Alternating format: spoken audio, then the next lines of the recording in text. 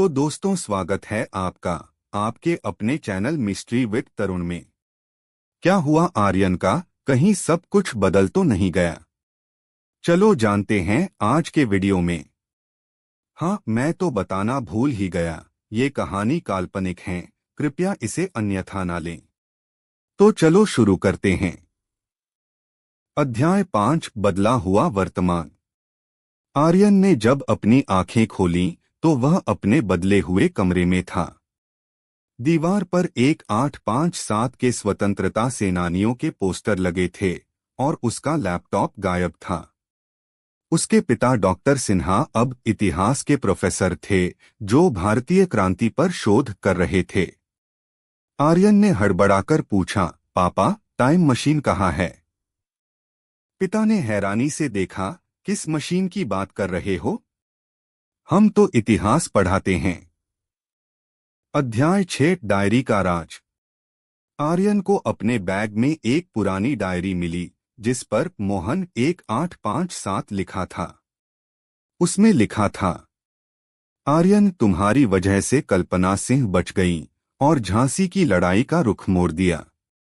पर अब तुम्हारी दुनिया बदल गई है। अंग्रेजों ने भारत छोड़ दिया, लेकिन एक नया खतरा पैदा हो गया है। कैप्टन रेडमंड अभी भी जिंदा है और 2024 में आ चुका है। अध्याय 7, दुश्मन की वापसी। अचानक आर्यन के फोन पर एक अनजान नंबर से मैसेज आया। तुमने इतिहास बदल दिया, लेकिन मैं तुम्हारे भविष्य को बर्बाद कर दूंगा। वह समझ गया, कैप्टन रेडमंड भी टाइम ट्रैवल करके आधुनिक दुनिया में आ गया था। उसने मोहन की डायरी में छिपे एक नक्शे को देखा जिसमें क्रोनोट्यूब X1 का लोकेशन लिखा था। अध्याय 8, अंतिम युद्ध।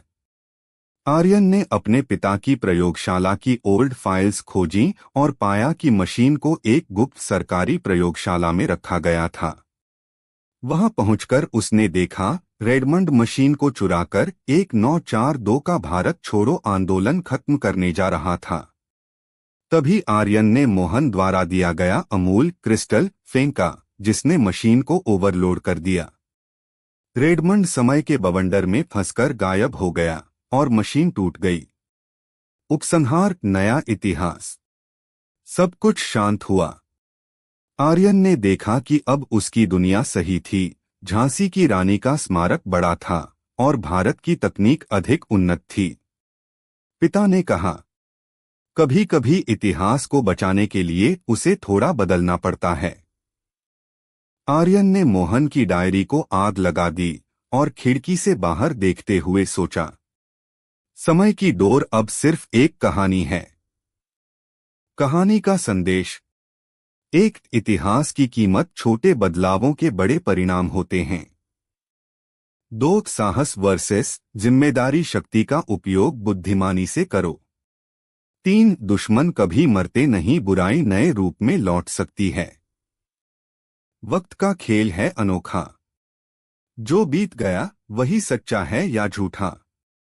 तो दोस्तों, कैसी लगी कहानी? मैंने पहले ही कहा था कि इसे अन्यथा ना ले। अगर पसंद आई है तो लाइक करें, कमेंट करें और सब्सक्राइब भी कर सकते हैं। और आगे किस विषय में जानकारी चाहते हैं ये भी बता दो। तो मिलते हैं नेक्स्ट वीडियो में, तब तक के लिए टेक केयर।